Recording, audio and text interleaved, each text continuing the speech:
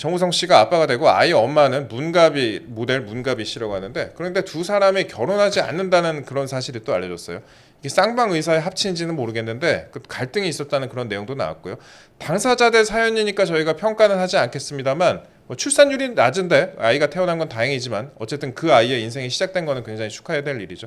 그런데 이런 부분에 대해서 그 법적인 부분에 대해서 저희가 한번 다뤄볼게요. 이런 사건 종종 다루세요? 혼외자 관련 사건? 뭐 종종 다르죠. 인지 네. 청구라 그래가지고 그 아이를 낳았는데 그게 당신의 아이요 하고 인지 청구를 다루기도 하고요. 네. 반대로 부부 관계에서 아이가 나왔는데 이거는 내 아이가 아니다. 친생자 부인 청구를 다루기도 하고 종종은 아니지만 가끔 아주 가끔 예. 다루기도 합니다. 네. 예, 이런 혼외자 관련된 사건 관련해서 이제 기사도 많이 나오고 있는데요. 갑자기 애가 생겼다거나 뭐 사실혼 관계나 혼인 중이었는데 출산을 한 거 아니냐, 뭐 이런 종류의 그런 것들, 뭐 그런 의혹도 이번에 기사로도 좀 나오고 네. 있습니다. 예. 아니 일단은 축하드린다는 말을 먼저 하고 싶어요. 뭐 내부적인 갈등이 뭐가 있는지는 제가 잘 모르겠고 어떠한 일이 있는지 모르겠지만 어쨌든 새 생명이 탄생한 것이고 거기에 대해서 책임이 부과되겠지만 그 책임보다는 지금 아이가 당장 태어났을 때는 당황스럽고 보도도 나고 막 여러 가지 뭐 법률적인 문제도 있고 할 수 있겠지만 아이가 자라나는 과정을 보면 또 기쁘지 않을까 생각이 됩니다. 물론 어떠한 형태로 아이가 자랄지 모르겠습니다. 가족의 형태가 누가 양육을 하고 이런 건 모르겠지만 그래도 아이가 태어난 것 자체는 축하할 일이니 축하드린다는 말씀으로 먼저 말드리겠습니다. 네, 일반인 여친이 있었다, 오래 사귄 일반인 여친이 있었다 이런 보도가 또 나오고 있습니다. 아 보도도 나왔어요. 예, 보도가 나왔습니다. 나왔어요? 예. 그게라고 얘기하시니까 저한테 찌라시 보낸 게 갑자기 생각이 나잖아요. 보도가 나왔군요. 네. 굉장히 일찍 보내주셔서 제가 알았는데 그러니까 일단 간단히 좀 말씀드리면 혼외자 관련해서 출산 수치가 좀 늘어나고 있어요. 지난해 그 전체 출산된 아이, 그 지난해 전체 태어난 아이들 중에서 통계청 기준으로 봤을 때 출생 통계로 봤을 때 4.7%가 혼외자라고 합니다. 그래서 1,900명이라고 하고요. 이게 역대 최대치라고 합니다. 원래 1% 2% 남짓이었는데 많이 좀 올랐다. 그리고 서구에서는 북유럽 같은 데는 한 30-40% 정도 된다고 하더라고요. 미국도 30%가 넘고요. 그래서 한국도 가족의 개념이 좀 바뀌는 거 아닌가 그런 생각도 좀 들게 합니다. 뭐 사유리 씨나 김용건 선생님 같은 경우에도 뭐 그런 케이스죠. 네, 그 나는 솔로 22기에 보면 옥순 씨가 나와가지고 아직 나는 솔로 전문가로서 시청자로서 애청자로서 말씀드리고 나와가지고 이제 하시는 말씀이 아이를 낳았는데 아이의 아빠한테 얘기하지 않고 아이를 낳았다라고 말씀하셨잖아요. 네. 지금 약간 인식 자체가 변화되고 있는 거예요. 예전에는 혼외자에 대해서 약간 인식이 좀 의아하다 또 일반적이지 않다 얘기를 했는데 지금은 혼외자라 그래서 딱히 비일반적이라고 생각하지는 않습니다. 그럴 수도 있구나, 이럴 수도 있구나라고 생각이 되고요.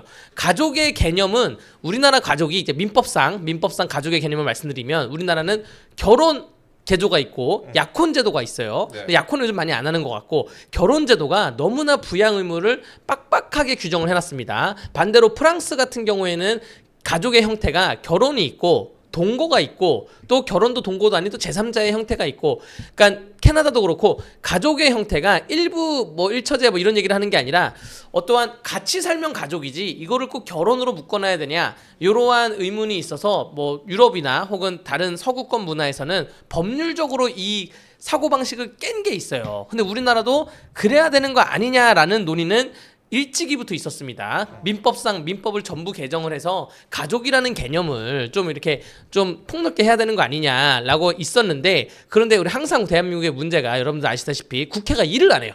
그거를 법무부가 올리던가 각종 연구원에서 올려도 국회에서 지금 이 사안이 심각한 게 아니에요. 지금 뭐 각자 여당이든 야당이든 내부 밥그릇 싸움이 심각한 거지 대한민국 가족제도에 대해서 심각하게 고민을 하거나 이거를 법률적으로 개선하거나 그런 움직임은 없는데 어쨌든 지금 사회적으로는 사회학적으로는 가족이라는 개념이 변화하고 있다는 거는 말씀드리겠습니다. 네. 그럼 혼외자의 법적 지위나 권리는 어떻게 됩니까? 혼외자는 일단은 정우성 씨에 대해서 재산 상속권이 있죠. 그게 제일 큽니다. 몇 퍼센트? 100%죠. 상속권은 100%고 이게 이제 그 정우성 씨의 결혼을 했다고 하면 와이프랑 자녀들이 1.5대 1, 자녀 2명 있으면 1.5대 1대 1이 있는데 혼외자라니까 자식이 생겼으면 이게 정우성 씨가 지금 인정했잖아요. 네. 사실은 인정을 안 하게 되면 재산을 갖기 위해서는 인지 청구를 해가지고 유전자 검사하면 바로 나옵니다. 인정해요. 인정해요 나한테. 인정해요. 그렇다. 이 뉴스 하나 올리고 해야 되는데 인정해요. 그러는데 어쨌든 혼외자는 재산 상속권을 갖고 있고요. 이게 가장 큰 권리예요. 이 드라마나 영화 보면 재벌에 보면 재벌 회장님들이 혼외자가 있는데 거기에 대해서 본 부인이 맞고 뭐 본 형제들 본 자식들이 맞고 하는 게 이 재산 나눈 것 때문에 그렇고요. 근데 아이가 아직 어리잖아요. 어려가지고 어리던가 혹은 뱃속에 있던가 그럴 경우에는 그 친권자는 양육권 친권을 나중에 법적 분쟁이 있으면 정하기도 하는데 친권자가 이제 어머니가 양육하고 있으면 친권자인 어머니가 만약에 아이가 어린 나이에 재산을 빨리 상속받았다 그 재산을 관리할 그런 친권자가 관리할 권한이 있습니다.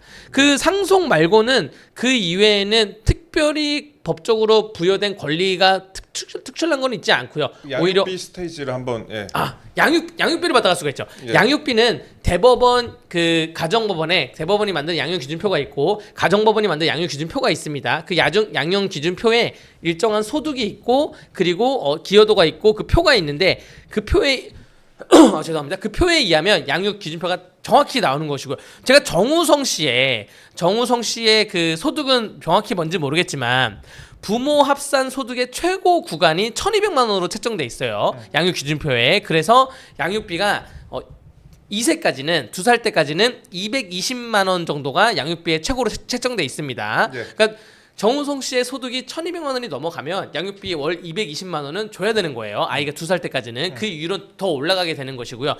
그런데 양육비 다툼이 뭐 구체적으로 있을 거라고 보여지진 않습니다. 이게 양육비라는 게 정말 양육비가 안 오던가 하면 있는 것이고 만약에 문가비 씨가 양육비를 원하는지 안 원하는지도 지금 명확하지 않은 상황인데 문가비 씨가 원한다. 근데 정운성 씨가 양육비를 안 준다. 그러면 양육비 관련된 지급 청구 소송을 한 다음에 그게 확정이 되면 요즘에는 양육비 이행관리원이라는 곳이 생겼어요. 국가가 만들었습니다. 그래서 양육비를 안 주는 사람에 대해서는 국가가 먼저 아주 집행을 할 수 있게 되고요. 지금 윤석열 정부에서 양육비 선지급에 대해서는 논의를 하고 있는 것으로 알고 있어요. 네. 그렇습니다. 일단 양육비에 관련해서는요. 합산 소득 최고 구간이 1,200만 원으로 책정이 돼 있는데 우리나라 법원상 가정 법원상 근데 양육비 평균 양육비 0세에서 2세 220만 7천 원이라고 합니다. 그러니까 그렇게 막 생각만큼 많지는 않네요. 고소득자인 걸 감안해서 일단 그런 상황이고 간단하게 좀 마지막으로 좀 설명을 드리면 그 정우성 씨는 결혼을 안 한 게 아니고 못한 것이다. 연예인도 같은 사람인데 참 불쌍하다라고 예전에 과거 유튜브에서 얘기를 한 바 있습니다. 근데 안 한 게 아니라 못한 거다라고 주장을 했었고 그다음에 오랫동안 비연예인 여성과 교제했다는 그런 사실이 보도가 됐습니다. 제3의 뭐 일반인 여성이다 이런 얘기도 나오고 있는데 제2는 또 누군지 모르겠어요. 여러 가지 얘기가 나오고 있습니다. 그래서 뭐 이정재 커플과 더블 데이트를 즐길 만큼 공식적인 관계였다 이런 원래 이제 그 다른 일반인 여자친구가 있었다 이런 얘기가 있었는데 모쪼록 저희가 연예인 관련된 얘기는 잘 안 다루려고 하는데 그래도 이렇게 우리나라 그 가족 관계 가족 이 시스템에 또 어떻게 보면은 이거로 인해서 앞으로 변화가 있을 수도 있겠다. 그러니까 중요한 그런 법적인 쟁점이 될 수도 있겠다 싶어서 저희가 간단하게 한번 다뤄봤습니다. 마지막으로 하나만 말씀드리자면 정우성 씨가 광고 계약이 지난해부터 0건 빵건이라는 보도가 있어요. 이게 뭐냐면 본인이 이 혼외자 논란이 있을 거라는 거를 이미 인지를 하고 난 다음에 기존의 광고를 연장하지 않았고 새로운 광고도 계약하지 않았다. 왜냐하면 본인의 이미지에 타격이 있으면 품위 유지를 하지 않으면 광고주들이 오히려 손해배상을 청구할 수가 있거든요. 그래서 광고를 무리하게 진행하지 않았다라고 예측된다는 그런 보도가 있었습니다. 어쨌든 뭐 아이가 탄생한 거는 축하드리고요. 양육비 뭐 이런 돈 문제가 중요한 게 아닙니다. 상속권 양육비가 중요한 게 아니라 면접 교섭권을 충분히 행사하셔서 그래도 아이가 엄마도 있고 아빠도 가끔 만나고 이렇게 아이가 행복하게 자랐으면 좋겠습니다.